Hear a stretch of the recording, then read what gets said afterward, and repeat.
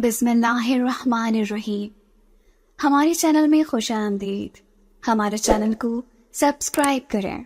शुरू करते हैं आज की कहानी। तिजोरी में रखे हुए पैसे बहुत कम थे और मेरी ख्वाहिश बहुत बड़ी थी, लेकिन उम्मीद थी कि मेरी ख्वाहिश ज़रूर पूरी होगी, क्योंकि इसके लिए मैं काम से रात को देर से घर लौटती थी। मुझे किसी की कोई परवाह न थी। मैं सिर्फ अपनी ख्वाहिश के पीछे भाग रही थी और बस। आज जब मैं काम से लौटी तो मैंने अपनी तिजोरी खोली और आज की कमाई हुई सारी रकम अपनी तिजोरी में डालते हुए अपने पैसों को गिनना शुरू किया। पैसे अभी भी बहुत कम थे और मुझे तो इन पैसों से बहुत बड़ा सफ़र तय करना था। मैंने तिजोरी को एक बार फिर ताला लगाया और उसे अपने बक्से में डाल दिया। यानी अभी भी कुछ वक्त लगेगा और पैसे तो अभी बहुत कम है, लेकिन मुझे एक आस थी, एक उम्मीद थी कि एक ना एक दिन ज़रूर इतने पैसे मैं जमा कर लूँगी कि मैं वो सफ़र तय कर सकूँ। अभी तो और साल लगेंगे, न जाने कब ये कितने दिन होंगे, कितनी रातें होंगी और कितने साल होंगे, मालूम नहीं। लेकिन मुझे अपनी मेहनत पर पूरा भरोसा था, क्योंकि मैं जानती थी कि एक ना एक दिन वो दिन ज़रूर आएगा जब मैं उस सफ़र के लिए गामज़न हो जाऊंगी। उस सफ़र पे गामज़न होने के लिए मैंने अपनी सारी ज़िंदगी काम करके पैसे जमा किए थे, और ये पैसे किसी ख़ास मकसद के लिए थे, और वो ख़ास मकसद मेरी ज़िंदगी का बहुत बड़ा मकसद था, और वो ये था कि मैं किसी रोज़ अल्लाह ताला के हुजूर जाकर उसके घर के सामने सजदे रेज़ हो जाऊं। और वो मुझ पर बहुत मेहरबान रहा। उसने मुझे पैसे कमाने के लिए हाथ पाँव दिए थे, जो मैंने इस्तेमाल करके पाई पाई जमा की, और ये सारे पैसे मैंने मदीना मुनव्वरा जाने के लिए जमा किए थे। और अब मुझे ये यकीन हो रहा था कि एक ना एक दिन ज़रूर ऐसा होगा जब मैं मदीना मुनव्वरा के लिए रुखसत और रोज़ी की जालियों से लिपट लिपट कर रोऊंगी और अल्लाह ताला से दुआ करूंगी कि वो मेरा उम्रा कबूल कर लें। चनाचा मैंने एक बार फिर से अपनी तिजोरी को पैसे गिनकर दोबारा वापस रख दिया। मालूम नहीं मुझे और कितने दिन और कितने घंटे और कितने साल मुझे ये काम करना पड़ेगा। मैं लोगों के घरों में काम करती थी। कभी कभी लोगों के घरों में जाकर रोटियां पकाती थी, कभी किसी के घर में जाकर मैं आटा गूंथती थी, कभी किसी के घर की सफाइयाँ, और कभी किसी के घर में शादी होती तो शादी के लिए रोटियां और घर का सारा काम भी किया करती थी। इससे मुझे जो पैसे मिलते, कुछ पैसे मैं अपने पेट पूजा के लिए रख लेती और बाकी के सारे पैसे इस तिजोरी में रख डालती कि एक ना एक दिन ऐसा ज़रूर आएगा जब अल्लाह ताला मुझे अपने घर बुलाएंगे और मैं इन पैसों से अल्लाह ताला के घर जाने का किराया अदा करूँगी। ये मेरे दिल की ख्वाहिश थी। मैं हमेशा से ही यही आस लगाए हुई थी कि अल्लाह ताला का घर देख सकूं, क्योंकि अल्लाह ताला का घर देखना मेरी बचपन से ख्वाहिश थी।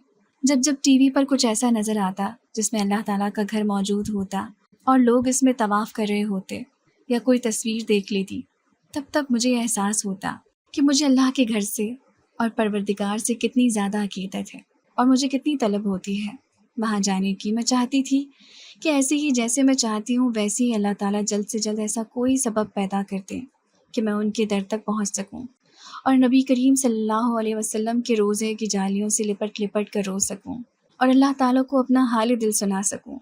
उनसे कह सकूं कि उनकी मंगती, उनकी गति, उनकी एक कनीज़ है जो उनसे निहायत ही ज़्यादा अकीदत रखती है और चाहती है कि आपके दर की ग़ुलाम बन के रह जाए।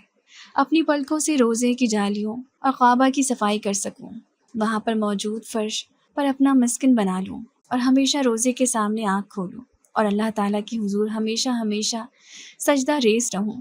उसके घर के सामने अपनी आँखों से उसका घर मरते दम तक देखती रहूं। और यही ख्वाहिश मैंने हमेशा से अपने दिल में पाली थी। कुछ दुनियावी ख्वाहिशात इंसान को गफलत में डाले रखती हैं कि इंसान अपने आप को जलील करवाता है, दुनिया की खातिर कमाता है, लेकिन कुछ ख्वाहिशात ऐसी होती हैं जो इंसान को आखिरत के लिए भी सोचने पर मजबूर करती हैं। मेरी ये ख्वाहिश ऐसी थी जो दुनियावी भी थी और आखिरत की भी। मैं दुनिया में ऐसे मंजर की मुंतज़िर थी कि सामने काबा शरीफ हो और मैं बैठी वहाँ पर उसके सामने रो रही हूँ और अपनी बाकी रह जाने वाली ज़िंदगी की तमाम इबादत और रियाज़त अल्लाह ताला के घर में रह कर करूँ। लेकिन यह मैं नहीं जानती थी कि ये सब कुछ मेरे नसीब में है या नहीं, लेकिन इतना तो नसीब में था कि मैं कुछ दिनों के लिए ही वहाँ पर जाकर रह सकूँ। और ये भी तो हो सकता है कि वो कुछ दिन मेरी ज़िंदगी के आखिरी दिन हो और ज़िंदगी के आखिरी अयाम अगर मैं अल्लाह ताला के घर में जाकर गुजारूं और अपनी सांसों को वहीं थमता हुआ महसूस करूं, और फिर यूं हो कि मेरा दिल भी वहीं बंद हो जाए, तो क्या ही मंजर होगा। इस ख्वाहिश ने मुझे झंझोड़ा और मैंने इस ख्वाहिश को अपना मकसद बना लिया, और इसे अपना मकसद बनाते हुए मैंने इस ख्वाब की ताबीर खुद ही ढूंढना शुरू कर दी। और मैं जानती थी कि मुझे क्या करना होगा। میں نے زندگی میں کبھی اسکول کا منہ تک نہ دیکھا تھا، اسی لیے میں ان پڑھ عورت تھی، تو مجھے کمانے کے لیے کسی ہنر کی ضرورت تھی، جو ہنر میرے پاس موجود نہ تھا۔ میرے پاس تعلیم اور ہنر دونوں کی کمی تھی۔ اب میرے پاس واحد آپشن صرف ایک ہی بچا تھا کہ میں لوگوں کے گھروں میں کام کروں اور جو پیسے ملے انہیں بچا کر رکھوں۔ چنانچہ میں نے لوگوں کے گھروں میں کام کرنا شروع کر دیا۔ میری اپنی زندگی بہت مشکلات میں گزری تھی۔ بچپن میں میرے ماں باپ دونوں کا انتقال ہو گیا تھا اور میری بہن بھائی کوئی نہیں تھے۔ میرے ایک دور کے چچا تھے جو شاید میرے امی ابو کے کزن تھے۔ انہوں نے دنیا داری نبھانے کے لیے میری ذمہ داری اپنے اوپر لے لی تھی۔ میں ان کے ساتھ ان کے ہاتھوں میں ہی پلی بڑی تھی۔ ان چچا کے 2 بیٹے اور ایک بیٹی تھی جو مجھے اچھا نہیں سمجھتے تھے۔ یوں سمجھے کہ بچپن سے ہی مجھے کام کرنے والی بنا کر رکھا گیا تھا۔ چچی مجھے ہمیشہ بہت ڈانٹا کرتی۔ ان کے بچے ہمیشہ نئے کپڑے پہنا کرتے اور میں ان کی اترن، لیکن کیا کرتی، میری مجبوری تھی۔ اور یہاں رہنے کی مجبوری یہ تھی کہ میرے ماں باپ نہیں تھے اور میرے سر پر ایک ہی چھت تھی، اور یہ واحد چھت تھی جسے میں کھونا بالکل نہیں چاہتی تھی۔ میں اکیلی اپنے گھر نہیں رہ سکتی تھی، اس لیے دنیا داری کے لیے میرے چچا مجھے یہاں لے آئے تھے، اور حقیقت میں ان لوگوں کے اپنے مطلب پورے ہونے تھے۔ میرے ابو کافی بڑے زمیندار تھے اور وہ میرے لیے کافی کچھ چھوڑ کر مرے تھے، لیکن میرے چچا کو اس دولت کا لالچ ہو گیا اور انہوں نے بچپن میں ہی میرے انگوٹھے لگوا کر وہ اپنے نام کر لی۔ جب میں بڑی ہوئی تو میری شادی کی جلدی ہونے لگی تھی انہیں، اور جیسے ہی کوئی رشتہ آیا مجھے اس کے سر پر ڈال کر فرض ادا کر لیا گیا۔ میرا شوہر نہایت غصے کا تیز آدمی تھا، وہ نشہ بھی کرتا تھا۔ اس کے برعکس میری ساس بہت اچھی تھی جو میرا خیال رکھتی تھی، لیکن وہ کافی بوڑھی تھی اور انہیں گھٹنوں کی اور جوڑوں کی بیماری تھی، جس کی وجہ سے وہ چل پھر نہیں سکتی تھی، اور بہت جلد ہی وہ اللہ تعالیٰ کو پیاری ہو گئی۔ اور میں جو یہاں آنے کے بعد اتنا پیار ملنے پر اس ساس کو اپنی ماں سمجھنے لگی تھی، ایک بار پھر یتیم ہو گئی۔ یہ بات بالکل سچ ہے کہ میری ساس نے مجھے کسی چیز کی کمی نہ ہونے دی تھی، اور ان کے ہوتے ہوئے میں جیسے کسی سایہ دار درخت کی چھاؤں تلے تھی، لیکن جیسے ہی ان کی وفات ہوئی میں جیسے تپتی صحراؤں پر آ چکی تھی۔ پہلے میری ساس مجھے میرے شوہر سے بچا لیا کرتی تھی جب وہ نشے کی حالت میں ہوتا اور مجھے مارنے لگتا تھا، لیکن اب وہ موجود نہیں تھی اور میرا شوہر مجھ پر ظلم و ستم کیا کرتا۔ میں خاموشی سے اس کے تمام ظلم سہتی اور رو کر چپ ہو جاتی تھی، کیونکہ میرے لیے اب میرا واحد یہی گھر تھا اور میں اس گھر کو چھوڑنا نہیں چاہتی تھی۔ مجھے چچا اور چچی کے خاندان سے بالکل بے دخل کر دیا گیا تھا، کیونکہ ان کے بچوں کو میرا ان کے گھر جانا اچھا نہیں لگتا تھا، اور میری تمام جائیداد انہی کے ہاتھ لگ چکی تھی۔ اب انہیں مجھ سے کوئی مطلب نہیں تھا۔ انہوں نے میری شادی کرتے ساتھ ہی مجھ پر اپنے گھر کے دروازے بند کر دیے، اور اب جو کچھ بچا تھا وہی میرے نصیب میں تھا اور مجھے خاموشی سے سہنا تھا۔ زندگی بہت دشوار تھی۔ میرا شوہر بالکل نہیں کماتا تھا، اسی لیے مجھے کمانے کے لیے لوگوں کے گھروں میں جا کر ان کے برتن دھونا پڑتے تھے، ان کے کپڑے دھونا پڑتے تھے۔ اللہ تعالیٰ نے اولاد سے بھی نہ نوازا۔ دل میں یہ خواہش رکھتی تھی کہ میں اللہ تعالیٰ کے گھر جاؤں اور اس کو اپنی زندگی کے تمام حالات سناؤں، اس کے گھر کے سامنے بیٹھ کر آنسوؤں سے رو کر اپنی فریاد سناؤں اسے، اور اس سے کہوں کہ مجھے اپنے پاس بلا لے۔ مجھے اس دنیا کے ظلم برداشت نہیں ہوتے، لیکن یہ سب کچھ ایک خواب کی طرح تھا، اور اکثر مجھے یہ ایسا لگتا تھا کہ یہ کبھی بھی پورا نہیں ہوگا۔ میرے گھر کے حالات بہت خراب ہو چکے تھے، اور جو پیسے میں لوگوں کے گھروں میں سے کام کر کے کمایا کرتی تھی وہ گھر پر ہی لگ جاتے تھے، اور اگر کچھ بچا لیتی تھی تو وہ بدقسمتی سے شوہر کے ہاتھ لگ جاتے، جو اس کو نشے کی چیزیں لے کر آنے میں مدد کرتے، اور وہ مجھ کو مارتا پیٹتا، مجھ سے وہ پیسے چھین کر چلا جاتا۔ زندگی میں ہونے والے یہ تمام ظلم و ستم میں نے خاموشی سے سہے تھے، کبھی زبان پر کوئی شکوہ نہ لائی، کیونکہ تقدیریں تو خدا بناتا ہے اور ہمارا مقدر بھی خدا ہی لکھتا ہے۔ تو اگر اس نے میری زندگی میں ایسی تکلیفیں لکھی ہیں تو مجھے منظور ہے کہ میرے رب نے میرے لیے کچھ تو لکھا، اور ہو سکتا ہے کہ یہ سب کچھ میرے لیے آزمائش ہو اور اچھا وقت میرا منتظر ہو۔ یہی سوچ کر میں خاموش ہو جاتی۔ میرا شوہر بہت زیادہ نشہ کرتا تھا اور ہمیشہ ہی نشے کی حالت میں رہتا تھا۔ وہ گھر میں بہت کم ہی آتا، مگر جب بھی آتا جیسے مجھ پر عذاب لے آتا، اور میرے پیسے جو میں لوگوں کے گھروں میں کام کر کے کمایا کرتی وہ مجھ سے چھین کر لے جاتا۔ لیکن اگر میرے پاس پیسے موجود نہ ہوتے تو وہ گھر کی کوئی نہ کوئی قیمتی چیز اٹھاتا اور جا کر بیچ آتا۔ اسے نشے کی ایسی لت لگ چکی تھی کہ اب اگر اسے تھوڑی سی مقدار میں بھی نشہ نہ ملتا تو وہ پاگل سا ہو جاتا تھا۔ یوں ہی دیکھتے دیکھتے اس کی طبیعت کچھ ناساز رہنے لگی۔ اب اس کو سینے میں ہلکا ہلکا درد رہنے لگا تھا، جس کی وجہ سے وہ اب نشے میں بھی کر رہا رہتا۔ اب اس نے مجھ پر مار پیٹ تو بند کر دی تھی، لیکن وہ پھر بھی مجھ پر نظر رکھتا تھا۔ مجھے اس کی صحت کی فکر لگ گئی۔ میں اس کی صحت کے بارے میں بہت فکر مند رہنے لگی تھی۔ اب میں جو بھی کماتی تھی میں اس پر لگاتی تھی۔ میرے لیے میرے شوہر کی زندگی سب سے زیادہ ضروری تھی۔ اس کی خدمت کرتے ہوئے، گھر کے لیے کماتے ہوئے، اپنی پیٹ پوجا کرتے ہوئے میں پھر بھی یہ نہیں بھولتی تھی کہ مجھے مدینے جانا ہے، اور مجھے یہ بھی یاد تھا کہ مجھے مدینے جانے کے لیے اچھی خاصی رقم کی ضرورت پڑے گی۔ اپنی کمائی میں سے کچھ نہ کچھ بچا کر میں اکثر تجوری میں رکھا کرتی تھی۔ یہ تجوری میں نے بہت ہی چھپا کر رکھی تھی، اسی لیے یہ تجوری میرا شوہر نہیں دیکھ سکا تھا اور اس کے پیسے بچ گئے تھے، ورنہ اگر میرا شوہر یہ تجوری دیکھ لیتا تو اس کے پیسے نہ بچتے۔ یہ پیسے دیکھ کر میری ہمت بن چکی تھی، کیونکہ اگر میں اتنے پیسے جمع کر سکتی تھی تو آگے بھی کر سکتی تھی۔ میں نے خود کو حوصلہ دیا اور پھر سے کام میں جٹ گئی۔ میرے شوہر کی بیماری کچھ زیادہ بڑھنے لگی تھی۔ پہلے اس کو اتنا درد ہوتا تھا کہ 1 گھنٹے کے بعد 5 منٹ کا ہوتا تھا، لیکن اب اسے ہر 5 منٹ میں 3 بار ہونے لگا تھا، اور اس کی یہ حالت بہت زیادہ ہی میرے سامنے بڑھ چکی تھی۔ مجھے اس کی فکر تھی۔ مجھے اس کی فکر نے دن رات اس کے لیے کمانے پر مجبور کر دیا۔ دن رات میں جو کچھ بھی کماتی تھی میں سارا کا سارا اس پر لگاتی، لیکن اگر کچھ بھی بچ جاتا تو اسے اپنی تجوری میں ڈال دیتی۔ میری تجوری بھی میری رازدار تھی، اس نے بھی مجھے دھوکہ نہیں دیا، اور وہ بھی جیسے ہی میرے ساتھ پیسے ڈالتے وقت خوش ہو جاتی تھی۔ ہر وقت پیسے ڈالتے وقت مجھے یہی خیال ہوتا کہ میں عمرے پر جاؤں گی اور یہ پیسے مجھے لے کر جائیں گے۔ وہاں تک پہنچنے کے لیے میری پہلی سیڑھی یہی پیسے تھے، کیونکہ میرے پاس پیسے ہوں گے تو ہی میں اپنا کرایہ ادا کر سکوں گی، تبھی میں اللہ پاک کے گھر جا سکوں گی، اپنے دکھ سنا سکوں گی، نبی کریم کے روضے کی جالیوں کو لپٹ کر روؤں گی اور کہوں گی کہ آپ کی منگتی آپ سے ملنے آئی ہے، آپ سے اپنے دل کا حال سنانے آئی ہے۔ آقا کرم کیجیے، ہم پر نظر کرم کیجیے اور اس منگتی کو اپنے گھر کی منگتی بنا دیجیے۔ میں آپ کے در کی غلام بن کے رہنا چاہتی ہوں۔ ہر وقت تجوری کھولتے ہوئے اور اس میں پیسے ڈالتے ہوئے مجھے یہی خیال رہتا تھا، اور میری آنکھیں اسی خیال سے نم ہو جاتی تھی۔ اس خیال نے مجھے بہت سکون دیا تھا، اور میں ہمیشہ خود کو اللہ تعالیٰ کے گھر میں موجود پاتی تھی۔ یوں لگتا تھا جیسے اللہ تعالیٰ میری اس بات پر خوش ہو رہے ہوں، اور اس طرح مجھے ہمت ملتی تھی۔ میرے شوہر کی حالت اتنی بگڑ چکی تھی کہ اب وہ اٹھ کر بیٹھنے کے قابل نہ تھے۔ ڈاکٹر نے جواب دے دیا تھا اور کہا تھا کہ اسے شہر کے ہسپتال لے جاؤ۔ مجھے اسے ہسپتال لے کر جانا پڑ گیا، اور اب ہسپتال لے جانے کے بعد مجھے پتہ چلا کہ اسے دل کی تکلیف ہو گئی ہے، اور ساتھ ہی ساتھ نشہ کرنے کی وجہ سے اس کے پھیپھڑے ختم ہو چکے ہیں۔ اس کے پھیپھڑوں میں جراثیم پیدا ہو چکے ہیں۔ اس کے پھیپھڑے بالکل ہی گلنے لگے ہیں۔ ہو سکتا ہے کہ اس کے پھیپھڑے ختم ہو جائیں اور اس کی زندگی کے کچھ ہی پل بچے ہوں۔ اس بات نے میرے پیروں تلے سے زمین کھینچ لی تھی۔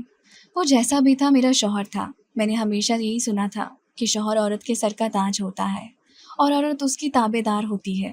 میں نے یہ بھی کہیں سنا تھا کہ اگر اللہ تعالیٰ کہتے ہیں کہ اگر کسی عورت کو اگر سجدے کا حکم ہوتا تو میں عورت کو حکم دیتا کہ وہ اپنے شوہر کو سجدہ کرے، اور اگر شوہر کا ایسا رتبہ ہے تو میں کیسے پیچھے ہٹتی۔ میرا فرض تھا کہ میں اس کا ساتھ دوں۔ میرے لیے اب اہم تھا کہ میں اسے ڈاکٹر کے پاس لے جاؤں اور اس کا علاج کرواؤں۔ میں اس کی خدمت میں جٹ جائی۔ مجھے اس کو ڈاکٹر کے پاس لے جانا تھا اور اس کا علاج کروانا تھا، اس کی خدمت کرنی تھی، اسی زندگی کی طرف واپس لانا تھا، اور میں نے ایسا ہی کیا۔ اللہ تعالیٰ کی رضا پر راضی ہوتے ہوئے میں نے اپنے شوہر کے لیے دن رات ایک کر دیا۔ میں رات کو اس کی خدمت کرنے کے لیے ہسپتال میں ہی رہتی تھی اور اس کے سرہانے لگ کر بیٹھی رہتی۔ اگر ہسپتال میں کہیں صفائی کرنے کی نوبت آ جاتی تو کچھ ڈاکٹرز مجھے پیسے دے کر وہ صفائی کروا لیتے تھے، جو مجھے کچھ پیسے وہاں سے مل جایا کرتے تھے۔ کچھ پیسوں کے لیے میں لوگوں کے گھروں میں دن میں کام کرتی تھی، اور وہ پیسے میرے شوہر کے علاج پہ لگ جاتے تھے۔ ڈاکٹرز کا کہنا تھا کہ میرا شوہر نشہ کرنے کی وجہ سے اب اپنے اندر ہی اندر سارے کا سارا گھل چکا ہے، اور اس کے معدے میں زخم ہو چکے ہیں، اس کے پھیپھڑے گل چکے ہیں، اور اس کا دل بھی بہت آہستہ حرکت کر رہا ہے۔ میرا شوہر اب آنکھیں بھی نہیں کھولتا تھا۔ میں دن رات روتی رہتی اور اللہ تعالیٰ سے دعائیں کرتی رہتی کہ میرا شوہر جلد سے جلد ٹھیک ہو جائے، لیکن میرے شوہر کی حالت مزید بگڑتی جا رہی تھی، یہاں تک کہ اب صرف مشین ہی مجھے اس کا بتا سکتی تھی کہ وہ سانسیں لے رہا ہے یا نہیں۔ یہ ایک سرکاری ہسپتال تھا، لیکن یہاں پر ایک نیک دل ڈاکٹر تھا جو مجھ سے پیسے کم لیتا تھا اور میرے شوہر کا علاج بھی کر رہا تھا۔ اس کے تعاون کی وجہ سے میں اپنے شوہر کا علاج کر پا رہی تھی۔ میں اپنے شوہر کی صحت یابی کے لیے ہر نماز کے بعد رو رو کر اللہ تعالیٰ سے دعائیں کرتی تھی۔ وہ جیسا بھی تھا میرا شوہر تھا اور میرا شریک حیات تھا۔ وہ میرے سرکار آسمان تھا، وہ میرے سر کا سائیں تھا اور میرے پاؤں کے نیچے کی زمین تھا۔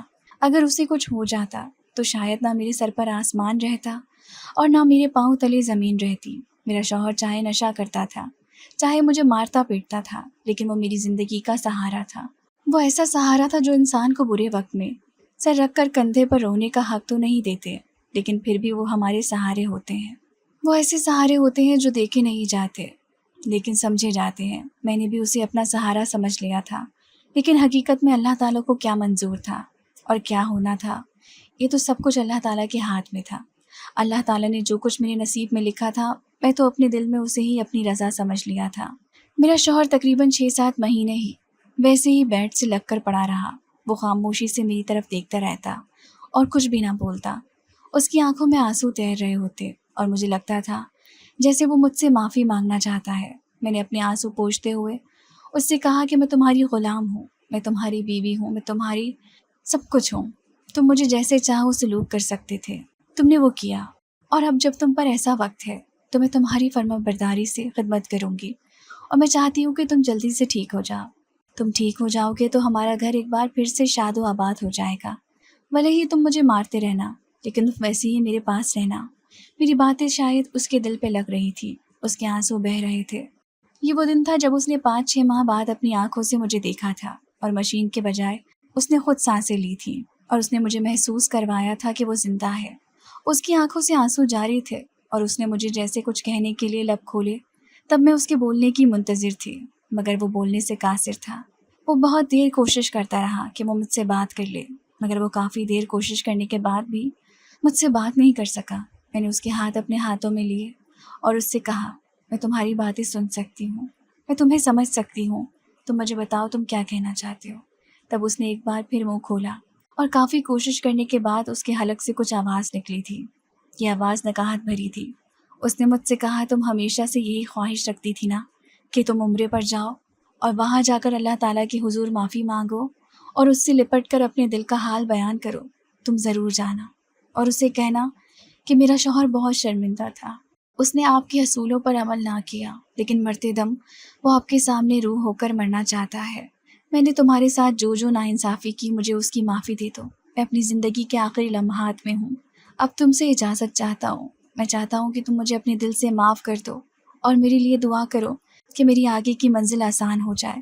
میں نے تمہارے ساتھ جو بھی کیا وہ میری کم عقلی اور میری بد نصیبی کا باعث تھا۔ کاش کہ میں تم سے پہلے دن سے ہی اچھے رویے سے سلوک کرتا تو شاید آج میں اس حالت میں نہ ہوتا۔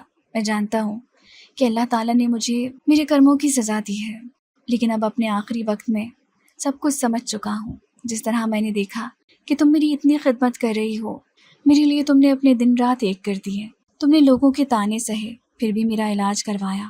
اب میں تمہارے لیے یہی دعا کرتا ہوں کہ جس طرح تم نے اپنے لیے خواہش کی ہے، تم ویسے ہی اللہ تعالیٰ کے گھر میں جاؤ اور اپنی محنتوں کا صلہ پاؤ، اپنے صبر اور اپنے برداشت کا صلہ پاؤ۔ بے شک اللہ تعالیٰ نے تمہارے بارے میں بہترین لکھا ہوگا۔ میں چاہتا ہوں کہ اب میں تمہارا سہارا بنوں اور تمہیں میں خود لے کر جاؤں، لیکن میں اس قابل نہیں کہ میں تمہیں لے کر جا سکوں۔ میں جانتا ہوں کہ میں اب اپنی آخری سانسیں گن رہا ہوں، اور میں ان آخری سانسوں میں تمہیں یہی دعا دینا چاہتا ہوں کہ جو تم نے اپنے دل میں خواہش رکھی ہے، اللہ تعالیٰ تمہاری وہ خواہش پوری کرے۔ تمہاری حاضری اس کے در پر ہو اور وہاں جا کر تم سجدہ ریز ہو کر میرے لیے دعا کرو اور میری مغفرت کے لیے دعا کرو۔ میں تمہارے ساتھ رہنا چاہتا ہوں اور زندگی جینا چاہتا ہوں، لیکن یہ سب کچھ اب میرے ہاتھ میں نہیں ہے۔ وقت کا کھیل تھا جو پورا ہوا، اور اب اس کھیل کے ساتھ میں بھی ختم ہوا۔ اب تم اپنا خیال رکھنا اور مجھے دل سے معاف کر دینا۔ جب روزے کی جالیوں تک پہنچنا تو میرا سلام کہنا اور میرے لیے بہت ساری دعائیں کرنا۔ اس کے ساتھ ہی اس نے ہچکیاں لینا شروع کر دی۔ میرے پاؤں تلے سے زمین نکل گئی، میرے ہاتھ پھول گئے اور میری آنکھوں سے آنسو نکل آئے۔ وہ میرا شوہر تھا اور میں اسے اپنے سامنے مرتا ہوا دیکھ نہیں سکتی تھی، لیکن یہ زندگی کا سب سے کٹھن موڑ تھا جب میں نے اس کو کھو دیا۔ میں نے اپنے سامنے اس کی سانسوں کو ٹوٹتا ہوا محسوس کیا تھا، لیکن یہ زندگی ہے، اس میں اپنے پیاروں کو خود سے دور جاتا دیکھنا پڑتا ہے۔ جدائی کے لمحات میرے حصے میں آئے تھے اور یہ میری زندگی کے تمام پیاروں کو مجھ سے چھین کر لے گئے تھے، اور اب میرے پاس صرف ایک پیاری چیز بچی تھی، اور وہ تھی محبت، میری خدا سے محبت۔ اب مجھے اس کی طرف لے جا رہی تھی۔ میں چاہتی تھی کہ اب یہ زندگی مجھ سے وفا کرے اور میں اللہ تعالیٰ کا گھر دیکھ سکوں۔ میرے شوہر کے مرنے کے بعد میری زندگی بالکل کھوکھلی ہو گئی تھی اور میں اس گھر میں اکیلی رہ گئی تھی، جہاں پر میں اتنے سارے خواب لے کر آئی تھی جن میں سے ایک بھی پورا نہیں ہوا تھا۔ ہاں، مجھے ایک ماں ملی تھی، لیکن وہ کچھ دنوں کے لیے تھی۔ اس کے بعد میرے ساتھ زندگی نے بہت بڑے کھیل کھیلے تھے، اور اب جو کھیل وہ کھیل گئی تھی اس نے مجھ سے سب کچھ چھین لیا تھا۔ اب میں لوگوں کے گھروں میں جاتی تھی، میں پھر سے لوگوں کے گھر کام کرنے جاتی، کام کرنے کے لیے، اور اب یہی ایک مقصد تھا جو باقی رہ گیا تھا۔ اب میرے دل کی جو آس تھی وہ مکمل ہونے کو بےتاب تھی۔ اب میری زندگی کا صرف ایک ہی مقصد بن چکا تھا، میں مدینے جلد سے جلد جانا چاہتی تھی۔ میں بوڑھی ہو گئی تھی اور میری ہڈیوں میں اتنی طاقت نہیں تھی کہ میں اپنے لیے کما سکوں۔ میں اپنے لیے کماتی تھی لیکن میں اپنے لیے کھاتی نہ تھی۔ میں جن کے گھر کام کرتی تھی وہاں پر مجھے کچھ بچا کچا مل جاتا تھا جو میرا پیٹ بھرنے کے لیے کافی ہوتا تھا۔ باقی کے سارے پیسے میں اپنے عمرہ پر جانے کے لیے تجوری میں رکھ دیتی تھی۔ تجوری بالکل میرے سامنے ہوتی تھی۔ اب میرا شوہر بھی نہیں تھا جس سے مجھے خطرہ ہوتا، لیکن رات کو اسے میں اپنے پاس رکھ کر سوتی تھی۔ رات کو اپنے خوابوں میں اڑ اڑ کر مدینہ جایا کرتی تھی۔ تجوری کو دیکھ کر میرے سامنے ایک منظر آنے لگتا تھا، اور اس منظر میں ہلکی ہلکی بارش میں مدینہ منورہ میں خانہ کعبہ کے سامنے بیٹھی فرش پر آنسو بہا رہی ہوتی تھی، اور وہاں پر میں اس کے سامنے سجدہ ریز ہو جاتی۔ ایک سکون کی لہر میرے دل میں گھر کرتی اور میں آنکھیں موند کر سو جاتی تھی۔ اب میری زندگی صرف یہیں تک محیط ہو چکی تھی۔ اس دن بھی میں جب واپس آئی تو میں نے اپنی تجوری کے اندر پیسے ڈالتے ہوئے ایک بار پھر سے اس پیسوں کو گننا تھا۔ ابھی کچھ پیسے اور باقی تھے جو میں نے کمانے تھے، اور کچھ دن اور باقی تھے۔ شاید انتظار لمبا تھا، یعنی میری انتظار کی گھڑیاں ابھی اور طویل ہونے والی تھی، لیکن ابھی بھی میں نے یہی سوچا کہ میری منزل قریب ہے اور مجھے کچھ ہی وقت لگنا ہے۔ چنانچہ میں نے مسکرا کر اپنی تجوری کو دیکھا جو مسکراتے ہوئے میری طرف دیکھ رہی تھی، جیسے کہ کہہ رہی ہو کہ دیکھو تمہاری محنت رنگ لائی ہے، آج تم سوکھرو ہونے والی ہو، بس کچھ وقت لگنا ہے، بس تھوڑے دن کی بات ہے، پھر تم دیکھنا تم اپنے ارادوں میں سوکھرو ہو جاؤ گی۔ میں نے مسکراتے ہوئے اپنی تجوری کو بند کیا اور اسے اپنے ساتھ ہی چارپائی پر رکھ دیا۔ پھر میں اسے دیکھتے ہوئے سونے لگی۔ میری آنکھوں میں آج بھی وہ منظر چھانے لگا تھا۔ میں دھیرے دھیرے خواب بننے لگی تھی۔ میری آنکھوں میں وہی منظر پھر سے تیرنے لگا۔ میں خانہ کعبہ کے سامنے بیٹھی ہوں اور میری روح جیسے معطر ہونے لگی تھی، جیسے میں مدینہ منورہ کے فرش پر بیٹھی ہوں، سامنے خانہ کعبہ ہو اور ٹھنڈی ٹھنڈی ہوا چل رہی ہو، اور میں خوشی سے جھوم جاؤں اور پھر خانہ کعبہ کے سامنے سجدہ ریز ہو جاؤں۔ یہ میرے روزانہ کا خواب تھا جو میں نے آج بھی دیکھا تھا۔ کل پھر سے صبح ہونی تھی اور مجھے پھر سے اپنی کمائی کے لیے نکلنا تھا۔ یہ کمانے کا خوبصورت طریقہ تھا، یہ خوبصورت احساس تھا، یوں جیسے کہ میرا زندگی کا اولین مقصد پورا ہونے والا ہو، اور میں بنا کسی ہچکچاہٹ اور بنا کسی شرم کے اپنا کام مکمل کرنے میں منہ ہو گئی۔ بس یہ مہینہ مکمل ہونے کی دیری ہے اور پھر میرا مدینہ منورہ کی طرف سفر شروع ہو جانا ہے۔ میں نے اپنے آپ کو ایک بار پھر تسلی دی اور اپنے کام میں لگ گئی۔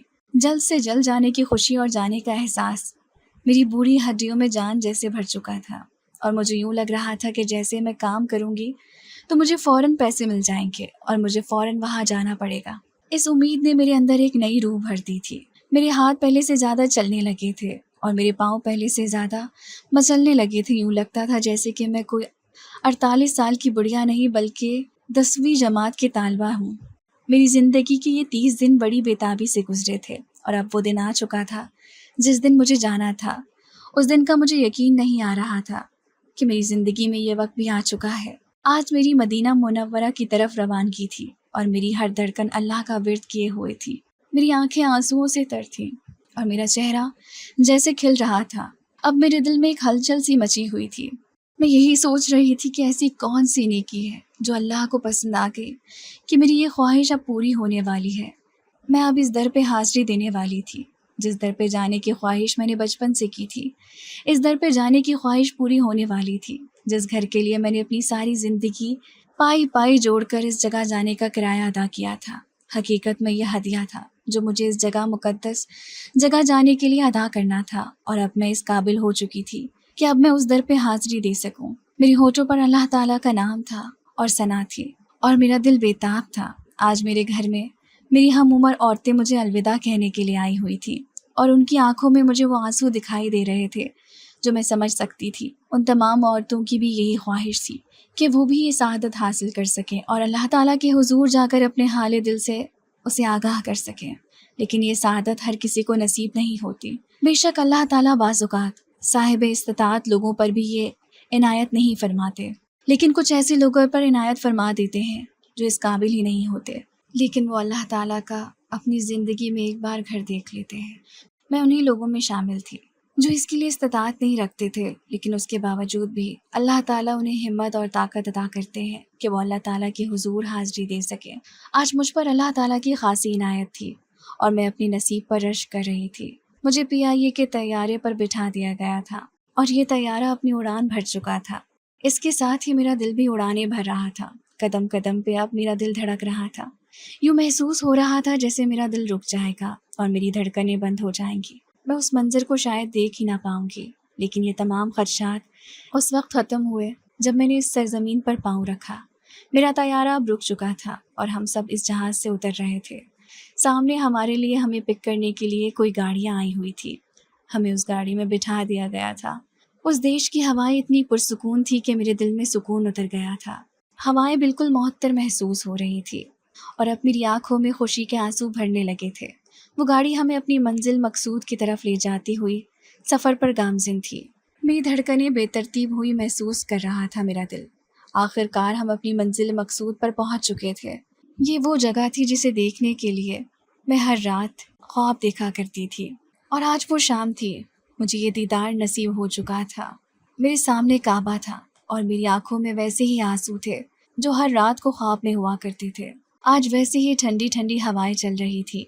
پھر میں نے ایک دم ہی خود کو سجدے میں گرتے ہوئے پایا اور ایک دم ہی میں نے سجدے میں سر رکھا اور آنسوؤں کی کئی لڑیاں میری آنکھوں سے جاری ہو گئی۔ میں نے دیکھا میرے ارد گرد وہ تمام لوگ موجود تھے جو میری طرح کئی سپنے لے کر یہاں پر آئے تھے۔ اس در کی حاضری کی سعادت حاصل کرتے ہوئے یہ تمام لوگ میری طرح اپنے دل کے ہاتھوں مجبور ہو چکے تھے۔ میں نے دیکھا ان سب کی آنکھوں میں آنسو تھے۔ میرے قافلے میں تمام افراد ایسے ہی سجدے میں تھے جیسے میں تھی۔ پھر میں نے سر اٹھا کر دیکھا، کعبۃ اللہ اپنی شان سے سینہ تانے کھڑا تھا، یعنی میرا رب ایسے ہی اوپر کھڑا مجھے دیکھ رہا ہے۔ میں نے دیکھا اور مجھے ایک دم سے دوبارہ سے عقیدت محسوس ہونے لگی تھی۔ میں نے طواف کرنا شروع کر دیا تھا۔ میرے ارد گرد موجود تمام لوگ طواف کر رہے تھے۔ میں نے انہیں طواف کرتے ہوئے دیکھا۔ اللہم لبیک اللہم لبیک کی صدائیں چاروں اور پھیلی ہوئی تھیں اور میری آنکھوں سے آنسو جاری تھے۔ میری آواز بلند ہوتی جا رہی تھی۔ اس سب میں نہ جانے میری آواز کہاں کھو رہی تھی، لیکن پھر بھی میں اپنی آواز کو مزید اونچا کیے جا رہی تھی۔ میں نے اللہ تعالیٰ کے گھر کے گرد 60 چکر کاٹے تھے۔ آخری چکر پر میں نے حجر اسود کو بوسہ بھی دیا تھا اور اپنے تمام گناہوں کی معافی بھی مانگی تھی۔ اپنے شوہر کے لیے میں نے مغفرت کی دعا مانگی تھی، کیونکہ اس نے اپنے آخری وقت میں مجھ سے یہی مانگا تھا اور اس کی دعا سے اب میں یہاں پہنچ چکی تھی۔ میں نے اپنے دل کا تمام حال حجر اسود سے لپٹ کر کہہ دیا تھا اور اب میں بیٹھی خاموشی سے اللہ تعالیٰ کے گھر کو دیکھ رہی تھی۔ میرے دل میں سکون کی ایک لہر دوڑ گئی۔ میں جانتی ہوں اس نے میرا تمام حال سن لیا ہے اور مجھے دلاسا بھی دیا ہے۔ میرے سارے زخموں پر مرہم میرے اس در کی حاضری نے رکھ دیے تھے اور اب مجھے کسی سکون کی تلاش نہیں تھی۔ اب میں چاہتی ہوں کہ میں یہیں پر بسیرا کر لوں، اور کاش کہ میری زندگی بس یہیں کچھ دن ہو۔ جو کچھ دن میں یہاں گزارنے والی ہوں، کاش کہ ایسا ہو جائے کہ یہ وقت یہیں ٹھہر جائے، یا پھر کاش کہ ایسا ہو جائے کہ میری سانسیں یہیں تھم جائیں اور مجھے جنت البقیع میں دفن کیا جائے۔ اب میں دعا کرتی ہوں کہ جس طرح اللہ تعالیٰ نے میری غربت اور پریشانیوں کے باوجود بھی مجھے اپنے در پہ بلایا ہے، اسی طرح میری طرح روتی، سلگتی اور تڑپتی ہوئی تمام عورتوں کو اپنے در کی حاضری نصیب فرمائے۔ آمین۔